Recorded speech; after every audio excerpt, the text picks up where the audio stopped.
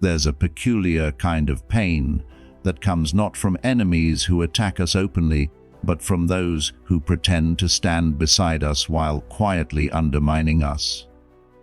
These are the people who say one thing and do another, who offer warmth with their words but leave frost in their wake. They exist in every corner of life, sometimes as acquaintances, sometimes even as those we once called friends. And if we're not careful, their presence can erode our trust, our energy, and even our sense of reality. The Stoics faced this too. Marcus Aurelius ruled an empire full of flatterers and opportunists. Seneca navigated the political machinations of Nero's court. Epictetus, born a slave, understood better than most that some people wear masks as easily as others wear skin. Yet none of these men wasted their lives lamenting the dishonesty of others. Instead, they asked a far more useful question. How does a person of wisdom move through a world where not everyone has earned the right to their truth? That's what we're examining today, not with resentment, not with a checklist of petty retaliations, but with the steady, handed clarity of Stoic practice. Because the goal isn't to expose or punish these individuals. The goal is to render them irrelevant to your peace, to interact or not interact with them in a way that leaves your integrity intact and your spirit undisturbed. This demands more than just advice. It demands a shift in perspective. It requires understanding why some people behave this way else, without excusing it, recognizing the subtle ways their behavior hooks our emotions, and adopting strategies that protect us without degrading our own character. Some of these approaches will be about discernment, seeing the signs earlier. Others will be about emotional discipline, refusing to let their actions dictate your inner state. All of them will share one Stoic thread: the absolute refusal to let another person's lack of virtue corrupt your own. So let's begin, not by focusing on them, but by fortifying you. Part 1. Recognize without reaction. The first and most fundamental Stoic practice when dealing with inauthentic people is this: see them clearly, but refuse to let your perception disturb your peace. Marcus Aurelius wrote, "When you wake up in the morning, tell yourself, the people I deal with today will be meddling, ungrateful, arrogant, dishonest, jealous, and surly." He didn't say this to breed cynicism, but to prepare his mind to acknowledge reality without being surprised or derailed by it. Here's why this matters. Fake people thrive on the gap between their illusion and your awareness. The moment you see their inconsistency, the flattery that doesn't match their actions, the promises that always seem to evaporate, you've already taken away much of their power. But the Stoic twist is this: do not congratulate yourself for noticing, and do not rush to confront. Simply file it away as data. Like a general surveying a battlefield, your job isn't to emotionally react to the enemy's position, it's to strategize from a place of calm discernment. This is harder than it sounds because our instincts scream for justice or validation. We want to make them admit the truth, or we obsess over why they're like this. But Epictetus warns us, what upsets people is not things themselves, but their judgments about things. When you emotionally invest in someone's falseness, whether in anger or hurt, you've handed them the keys to your mental state. Instead, practice this Stoic exercise. For 1 week, observe dishonest behavior as if you were a scientist taking notes. No labeling, no ranting, just quiet recognition. You'll find their hold on your emotions weakens when you stop feeding the story with your attention. Remember, in Stoicism, awareness isn't about them, it's about your liberation. The minute you can say, "This is who they are," without needing them to change, you're free. Part 2. Strategic distance, the Stoic art of detachment without disengagement. One of the most misunderstood Stoic practices is detachment. People often mistake it for cold indifference or complete withdrawal from relationships, but true Stoic detachment is something far more nuanced. It's the deliberate and thoughtful management of your emotional and psychological space. Seneca captured this perfectly when he advised, "Associate with those who will make a better man of you. Welcome those whom you yourself can improve." This isn't about rejecting people outright. It's about recognizing that not every relationship deserves the same level of access to your inner world. When dealing with inauthentic people, the Stoic approach begins with measured withdrawal rather than dramatic confrontation. Start by subtly reducing your vulnerability. Share less personal information, invest less emotional energy, and allocate less time to interactions that leave you drained. This isn't about disappearing from their lives entirely, but about establishing boundaries that protect your peace while maintaining basic civility. Picture a philosopher navigating a royal court full of flatterers, present enough to function, but never so engaged as to be manipulated. Another powerful technique is what we might call the observer's chair. Imagine stepping slightly outside of every interaction with this person, as if you were watching the exchange from a detached but thoughtful perspective. From this vantage point, you can notice patterns without being emotionally entangled. You might observe how they sing sins, or how their compliments often carry a hidden edge. This mental shift from participant to observer dissolves the emotional hooks that fake people rely on to maintain their influence. Distance in the Stoic sense doesn't always require physical separation, though sometimes that may be necessary. In many cases, especially with coworkers or family members, it's about restructuring the nature of your interactions. Heartfelt conversations can become more guarded and topic-limited. Spontaneous one-on-one time might shift to structured group gatherings where their ability to manipulate the dynamic is diluted. Even the medium of communication can act as a buffer, switching from vulnerable face-to-face talks to more controlled exchanges via text or email. Marcus Aurelius exemplified this approach with his habit of delaying his responses to flattery. By inserting a 24-hour pause between the praise and his reaction, he stripped the interaction of its immediate emotional power. This small but deliberate space allowed him to respond from wisdom rather than ego. The essential insight here is that inauthentic people depend on your emotional participation to sustain their games. When you methodically reduce that energy, when you stop feeding the dynamic with your attention and reactivity, their behavior either adjusts to meet your boundaries or becomes irrelevant to your peace. As Epictetus reminds us, no man is free who is not master of himself. Strategic distance is how you reclaim that mastery, not through grand gestures, but through daily, disciplined choices about where your energy flows. Part 3. The Stoic response to betrayal, transforming pain into wisdom. When betrayal strikes, our first instinct is often to lash out or withdraw completely. The Stoics offer a different path, one that transforms this pain into an opportunity for profound personal growth. Consider Seneca's words, "A good man delights in receiving advice. All the worst men are the most impatient of guidance." This wisdom applies perfectly to dealing with betrayal.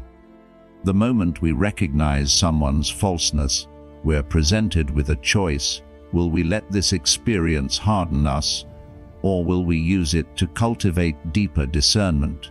The Stoic approach begins with a radical acceptance of human nature. Marcus Aurelius wrote, "When you are offended by any man's fault, turn to yourself and study your own failings." This isn't about self-blame, but about recognizing that betrayal often reveals our own expectations and assumptions. Did we ignore warning signs because we wanted to believe in a certain version of this person? Did we confuse their potential with their actual character? These uncomfortable questions lead us to greater self-awareness. Rather than dwelling on the betrayal itself, the Stoic focuses on extracting its lessons. Epictetus taught that circumstances don't make the man, they reveal him. When someone shows their true colors through betrayal, they've actually done us a service. They've removed the mask voluntarily. The wise response is to file this information calmly, adjust our expectations accordingly, and move forward without bitterness. A powerful Stoic exercise in these moments is to practice cosmic perspective. Imagine viewing the betrayal from high above, as if observing human interactions from Mount Olympus. From this vantage point, personal slights shrink in significance. What remains is the essential truth. One person's poor character need not dictate our inner peace. This doesn't mean we excuse their behavior, but we refuse to let it dominate our emotional landscape. The ultimate Stoic victory comes when we can say, "This person's actions have shown me who they are, and I accept that reality without needing them to change." This isn't passive resignation, it's active liberation. We conserve the energy we might have spent on anger or revenge and redirect it toward building our own virtue. As Marcus Aurelius reminded himself, the best revenge is to be unlike him who performed the injury. In practical terms, this might mean maintaining cordial but guarded interactions when necessary, or in some cases, complete detachment. The key is that our response comes from conscious choice rather than raw emotion. We act rather than react, guided by principle rather than pain. This is how Stoics transform betrayal from a wound into wisdom, by using it to strengthen their discernment, clarify their values, and refine their understanding of human nature. Part 4: The Stoic Fortress Against Gossip and Backbiting. Gossip is the weapon of choice for fake people, a way to manipulate reputations while keeping their hands clean. The Stoics faced this constantly. Seneca wrote of Rome's elite, "They live as if they will always be alive, but they spend their days tearing others down as if life were a competition to the death." Nothing has changed, but Stoicism offers something more powerful than retaliation: the unassailable inner fortress. When you hear whispers about yourself, the first Stoic move is pause. Not denial, not panic, just a breath between the words and your response. Epictetus trained his students to ask, "Is this within my control?"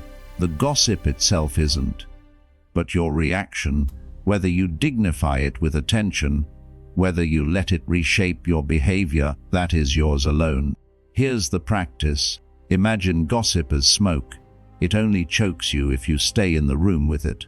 Step outside metaphorically by refusing to engage. When others bring you rumors, respond with, "That's an interesting perspective. I prefer to form my own judgments directly." This isn't weakness. It's the quiet dominance of someone who won't be drawn into petty wars. Marcus Aurelius dealt with constant slander as emperor.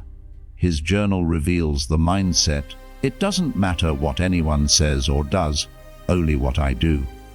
He knew that trying to correct every lie is like chasing shadows, exhausting and pointless. Better to let your character speak for itself. People who matter will see the truth. Those who don't, their opinions were never worth your energy. There's a deeper lesson here. Gossip often reveals more about the speaker than the subject. The coworker obsessed with others' salaries, insecure about their own worth. The friend who constantly critiques relationships, likely terrified of intimacy. When you see this, pity replaces anger. As Marcus wrote, "When another blames you or hates you, remember that they must take their own path. This doesn't mean being a doormat. If lies threaten your livelihood or relationships, address them once, clearly and factually, then stop. Like a judge who renders a verdict and leaves the courtroom, don't linger to debate. Your silence afterward isn't admission, it's the confidence of someone who knows the truth, doesn't need endless defense. The ultimate victory. When fake people realize their words can't rattle you, they either redirect their poison or, in rare cases, respect you for your integrity. Either way, you win without lowering yourself, because the Stoics' real armor isn't made of retaliation. It's forged from the steel of self-possession. Part 5: The Stoic Path to Emotional Sovereignty.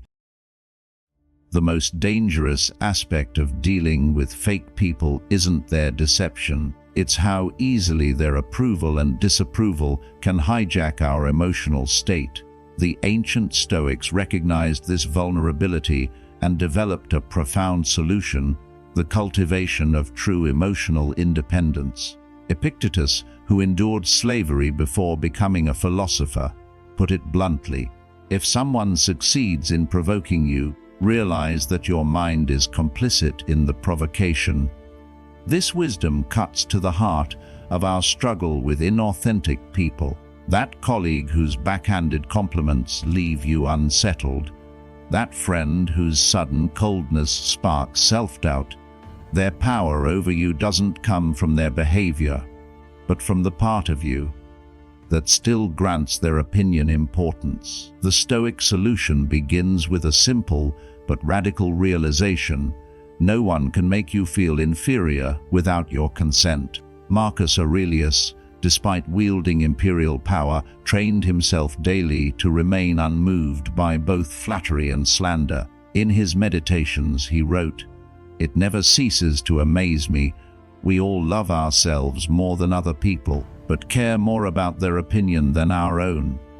This paradox explains why fake people can so easily manipulate us. Their compliments trigger our hunger for validation. Their criticism activates our fear of rejection. Both keep us dancing to their tune. The path to freedom begins with observation. Notice how your body reacts when an inauthentic person praises you, the slight quickening of breath, the subtle tension in your shoulders. Observe too the physical response when they withdraw their approval. These physiological signals reveal where you're still emotionally invested. The Stoic practice isn't to suppress these reactions, but to create space between the stimulus and your response. When empty flattery comes your way, pause and ask, would I value this person's judgment if they applied it to someone I respect? The answer usually reveals the compliment's true worth. Imagine yourself as a centuries-old olive tree in the Athenian agora. Tourists come and go. Some admire your gnarled branches, others complain about your fallen fruit. You remain unchanged by their passing opinions. Apply this metaphor to your interactions. When someone offers insincere admiration, receive it as you would a bird alighting briefly on your branches. Acknowledge its presence, but don't mistake a momentary visitor for part of your ecosystem. The deeper work involves excavating why we crave validation from those we don't genuinely respect. Often, it's not about them at all, but about our own unresolved needs. Seneca identified this clearly. We suffer more in imagination than in reality. The anxiety we feel about a fake person's opinion usually outweighs any actual consequence of their disapproval. In practical terms, this philosophy manifests through small but powerful adjustments. When habitual flatterers offer praise, respond with neutral acknowledgments that neither reject nor embrace their words. Notice how often compliments arrive with unspoken strings attached. This is the hallmark of manipulative approval. Most importantly, counterbalance every external evaluation with honest self-reflection. Ask yourself not, did they like me, but did I act with integrity? The Stoic goal isn't to become indifferent to all human connection, but to develop such clarity of self-worth that dishonest opinions, whether flattering or critical, simply lose their power to disturb your peace. As Marcus Aurelius reminded himself during Rome's most turbulent days, you don't have to turn this into something. It doesn't have to upset you. In these words lies the ultimate freedom from fake people's influence, the realization that their power over you was always an illusion you consented to maintain.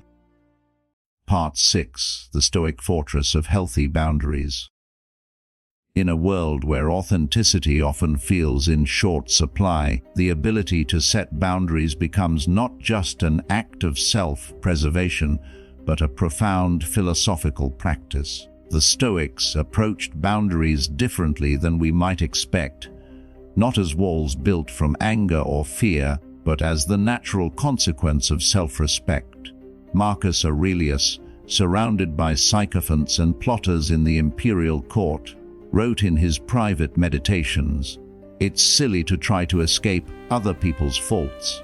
They are inescapable. Just try to escape your own." This insight reveals the true purpose of Stoic boundary setting. We don't establish limits to change others. We do it to maintain our own integrity in a world where not everyone shares our values. Imagine your personal space as a temple courtyard.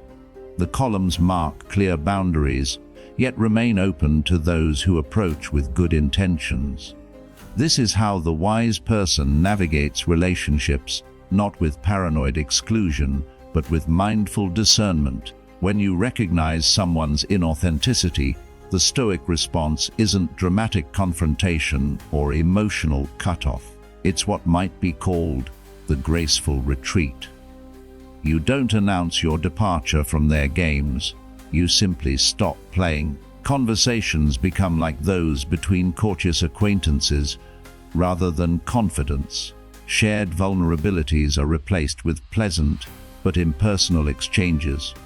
Like a Roman general fortifying a frontier, you strengthen your position quietly, without fanfare or declaration of war. Epictetus offers the key to this practice. No great thing is created suddenly. Healthy boundaries aren't built in explosive moments of frustration, but through countless small acts of self-respect. You might notice yourself pausing before responding to messages that once demanded immediate attention. You may find conversations naturally shifting from personal revelations to more neutral topics. Perhaps interactions begin occurring more often in public settings than private ones. These subtle adjustments create space without drama. The true test comes when the other person senses the change. To their tentative, "You've seemed distant lately," the Stoic response isn't accusation or justification, but calm acknowledgement. "I've been more intentional about how I spend my energy." No elaborate explanation, no emotional payoff for their curiosity. Their reaction to this simple statement will tell you everything you need to know. What makes this approach uniquely Stoic is its emotional neutrality. The boundaries aren't punishment for their behavior, nor armor against the world. They're simply the natural consequence of self-awareness.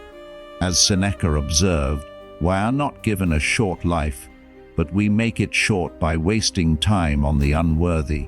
The hours once spent deciphering mixed signals or managing someone's expectations can now flow toward more nourishing pursuits, including the most important relationship of all, the one with your own unwavering principles. Part 7. Navigating the Digital Masquerade with Stoic Clarity. The ancient Stoics never faced Instagram influencers or LinkedIn humble braggers, yet their wisdom cuts through our modern predicament with startling precision. Consider Seneca's warning, "What is baser than to live saving up your life, as if you were going to live forever?" How many today do exactly this, curating artificial personas while neglecting their authentic selves? The digital age has turned each of us into performers, but Stoicism offers the antidote, the courage to value substance over spectacle. The first Stoic practice in digital spaces is what Marcus Aurelius might call the view from above. Imagining yourself floating above the endless scroll of curated lives. From this perspective, the patterns reveal themselves, the desperate bids for attention, the carefully constructed illusions of perfection, the performative outrage designed to accumulate likes rather than create change. Epictetus would remind us, if you wish to improve, be content to appear clueless or stupid in extraneous matters. In other words, resist the temptation to craft an online self that's more impressive than authentic.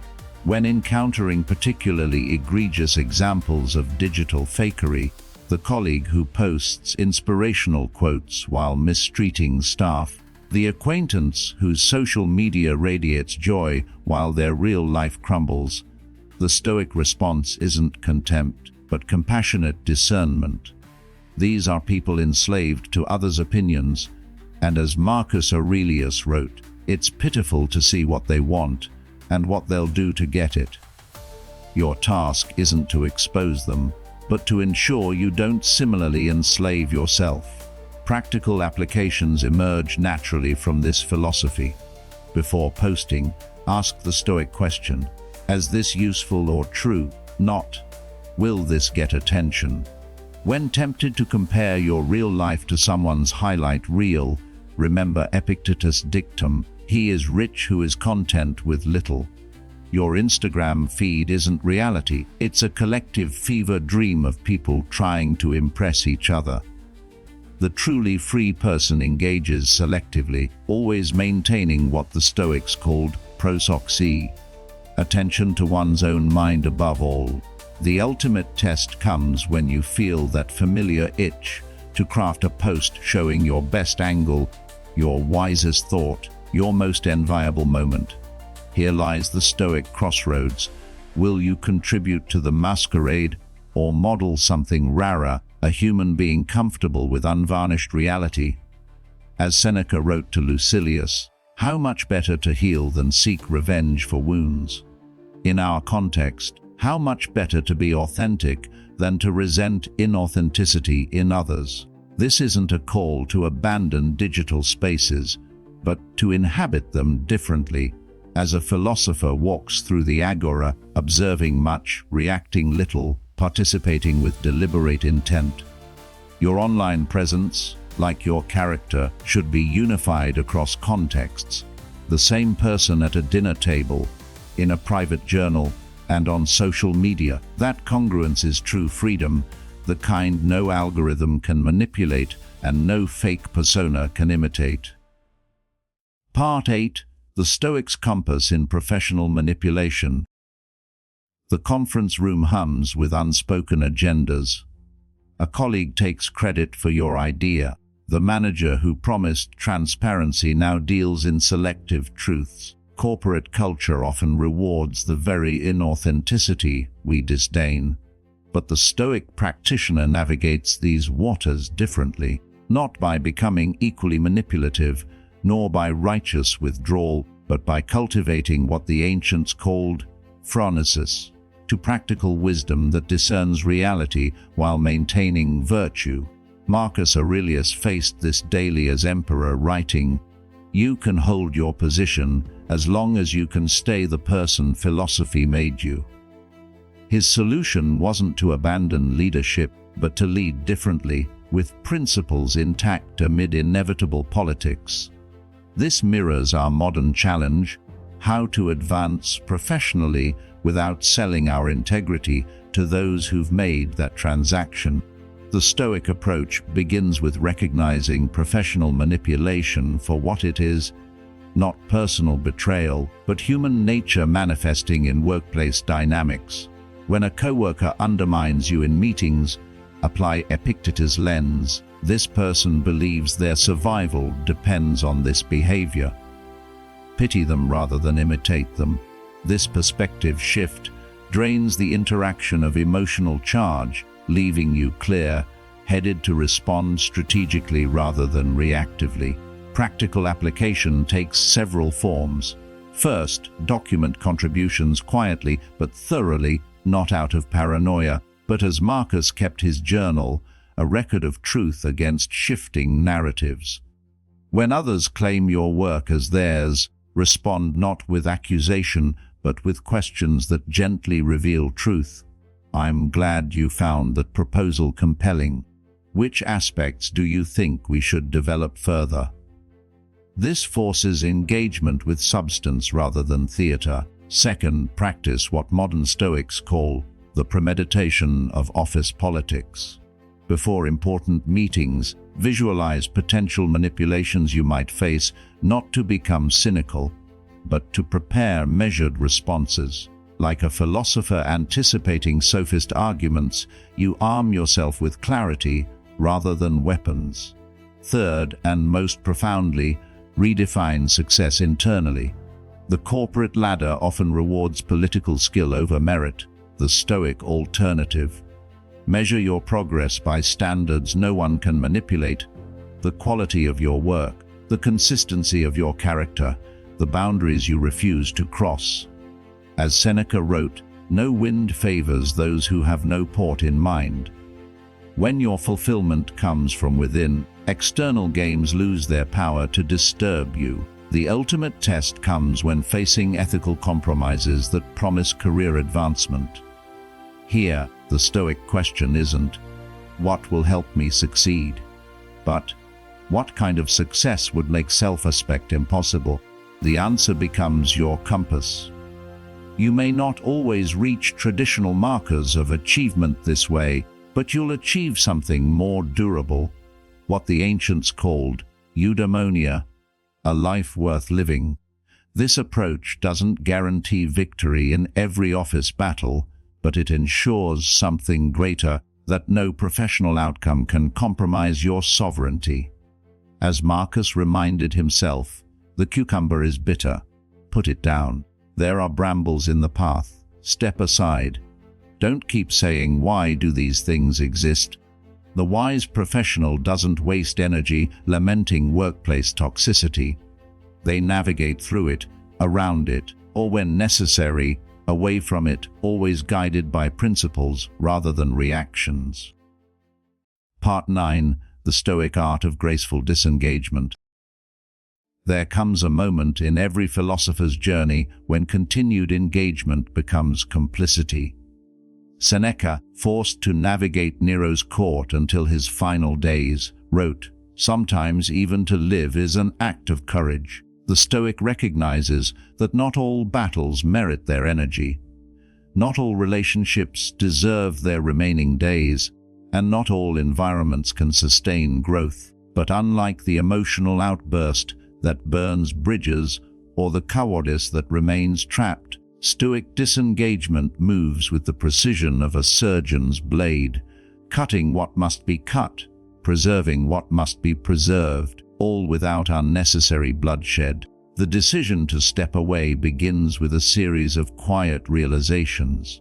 You notice how certain interactions leave you feeling subtly diminished rather than energized. You observe how your principles are slowly eroding to accommodate someone else's dysfunction. Most tellingly, you recognize that your efforts to improve the situation have become enabling rather than transformative. Marcus Aurelius captured this crossroads perfectly. Ask yourself at every moment, is this necessary?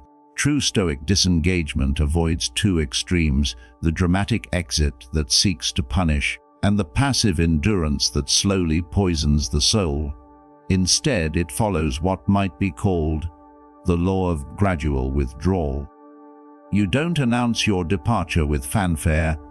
You simply become more selective with your time, more measured with your vulnerability, more intentional with your commitments. Like a ship easing away from shore, the distance grows almost imperceptibly at first. Epictetus offers the crucial test. If you want to improve, be content to be thought foolish and clueless. When walking away from toxic situations, expect to be misunderstood. The manipulative colleague may accuse you of being distant. The draining friend might claim you've changed. The Stoic meets these accusations with neither defense nor apology, but with quiet assurance, knowing that explanation would only provide new material for manipulation.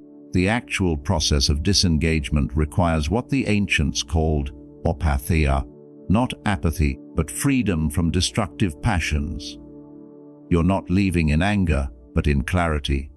Not running from something, but toward your own integrity. This emotional neutrality protects you from the two greatest risks of withdrawal, regret and resentment. As Marcus observed, the soul becomes dyed with the color of its thoughts. A bitter departure leaves stains, a principled one leaves peace. Practical implementation varies. In professional settings, it may mean transitioning responsibilities with professional courtesy while declining new entanglements. In personal relationships, it often manifests as a gradual decrease in availability rather than a confrontation. In digital spaces, it might involve silent curation of your attention rather than dramatic unfriending. The common thread is intentionality, each step taken consciously rather than reactively. The final stage of disengagement is what Seneca called the happiness of needing no happiness. You reach a point where the person or environment you've stepped away from occupies neither your thoughts nor your emotional landscape. Not because you've forgotten, but because you've completed your learning. Their power to disturb your peace dissolves not through their change, but through your growth. This is the ultimate Stoic victory, when walking away feels not like loss, but like the recovery of yourself. Part 10. The Stoic Path to Trust After Betrayal. Betrayal leaves scars not just on the heart, but on the ability to believe. After encountering enough fake people, even the most open spirit may begin to armor itself against connection. The Stoics faced this dilemma with clear eyes. Seneca, who knew the sting of betrayal under Nero's reign, wrote, "A man who has been shipwrecked fears even calm seas." Yet Stoicism does not prescribe permanent distrust as the solution. Instead, it offers something far more powerful, the art of discriminating openness. The first step is acknowledging the wound without letting it define you. Marcus Aurelius advised, "The impediment to action advances action. What stands in the way becomes the way." Your past experiences with fake people are not just injuries, they are data. Each betrayal has taught you something about human nature, about patterns of deception, about your own vulnerabilities. The wise person does not ignore these lessons, nor do they exaggerate them into universal suspicion. They integrate them. Rebuilding trust begins with a simple but profound shift. Stop looking for guarantees. No philosophy, no background check, no period of probation can ever certify someone's authenticity. The Stoic accepts this uncertainty while still engaging. Epictetus framed it perfectly. If you want to trust without ever being disappointed, trust only in your own virtue. This is the foundation, knowing that no matter how others behave, your integrity remains unshaken. Practical application requires what might be called gradual trust. You do not offer full vulnerability at the first sign of warmth, nor do you withhold it indefinitely. Like a philosopher testing a new idea, you proceed with curiosity and caution. Share small truths first. Observe how they're received. Notice whether the other person reciprocates with matching openness. Authentic relationships build slowly because they have nothing to prove. A powerful Stoic exercise is to practice trust without attachment. Offer people the opportunity to be trustworthy, but release the need for them to fulfill your expectations. This is the balance the ancients mastered, engaging fully while holding loosely. When someone proves unreliable, you don't collapse in disillusionment, You simply adjust their position in your life accordingly. As Marcus Aurelius reminded himself, when someone proves untrustworthy, ask yourself, did I expect better from someone who is human? The final stage is perhaps the most challenging, learning to trust yourself more than you fear being deceived again. Every encounter with fake people shakes not just your faith in others, but your confidence in your own judgment. The Stoic remedy is self-compassion without self-pity. You acknowledge where you misread signs, but you refuse to let those miscalculations turn into permanent doubt. Seneca's wisdom applies here. We suffer more often in imagination than in reality. The anticipation of betrayal often hurts more than the betrayal itself. This is how the Stoic heals, not by building walls so high that no one can climb them, but by cultivating a resilience so deep that no betrayal can uproot it. You become like a tree that bends in storms but does not break, knowing that while some winds may strip your leaves, your roots remain firmly planted in your own unwavering principles. Part 11. Standing firm in a world of performative virtue. We live in an age of curated morality, where social media profiles boast perfect activism, corporate mission statements promise ethical purity, and public figures compete in Olympic-level virtue signaling. The Stoics would recognize this immediately as ancient theater in modern costume. Epictetus, watching the hollow posturing of Roman elites, observed, "It is impossible for someone to learn what they think they already know."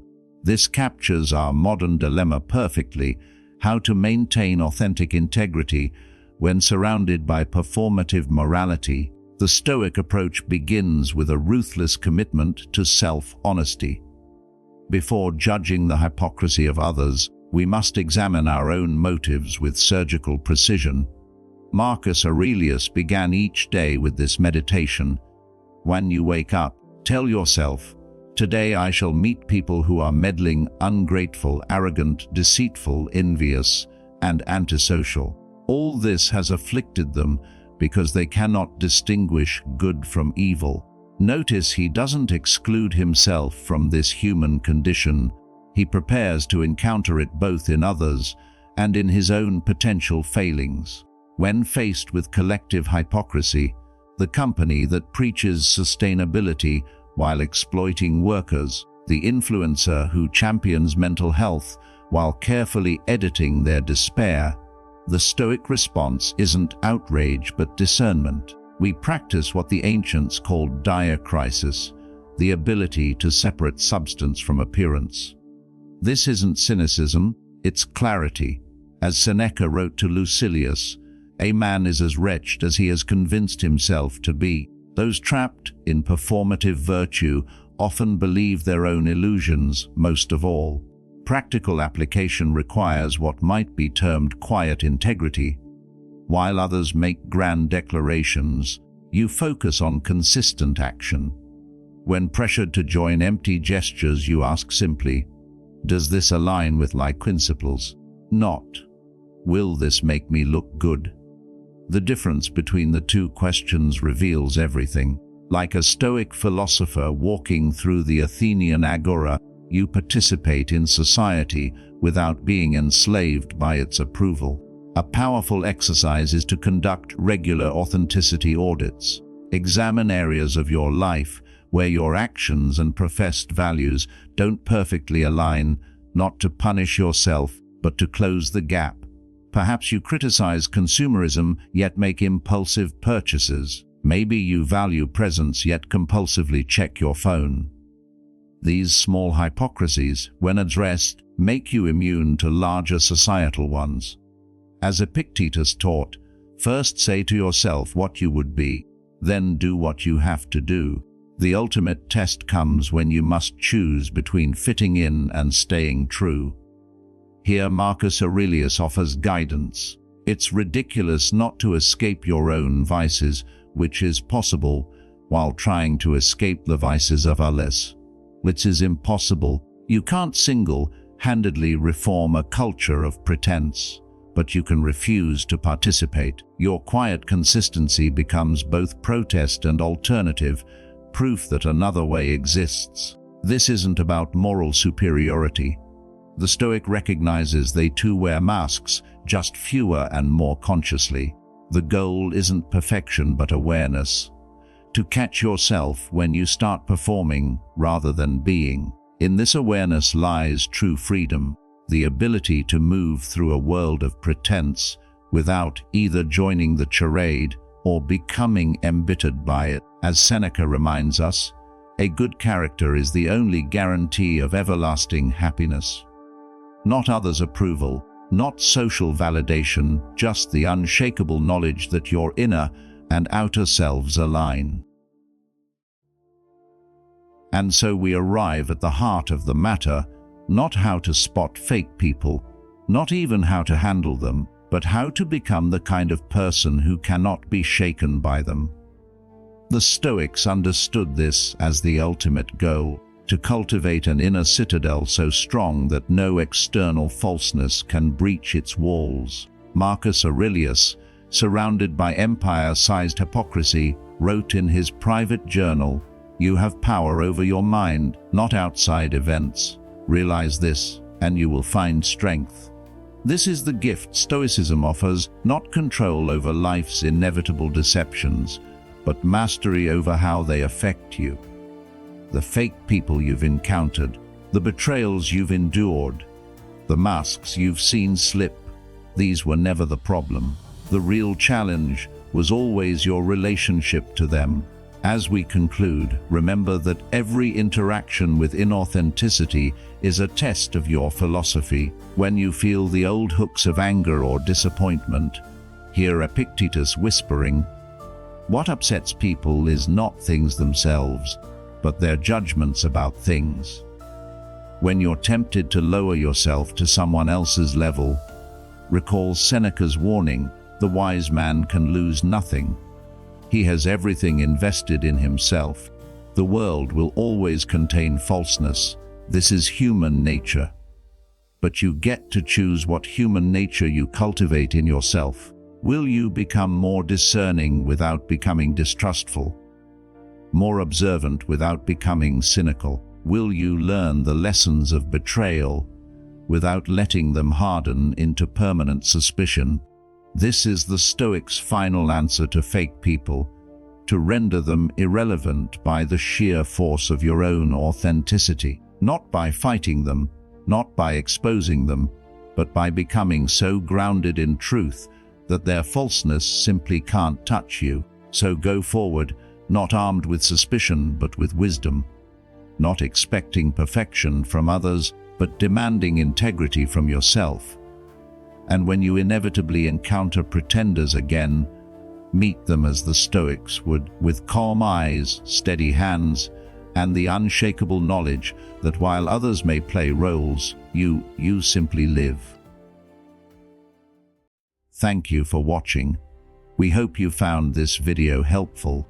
If it resonated with you, please give it a thumbs up and share it with someone who could use a positive reminder. Remember, personal growth is a journey that takes time, so don't forget to subscribe for daily updates to strengthen your mindset day by day. Also, please check out our next video and playlist for more insights. Until next time, stay strong, stay calm, and stay stoic.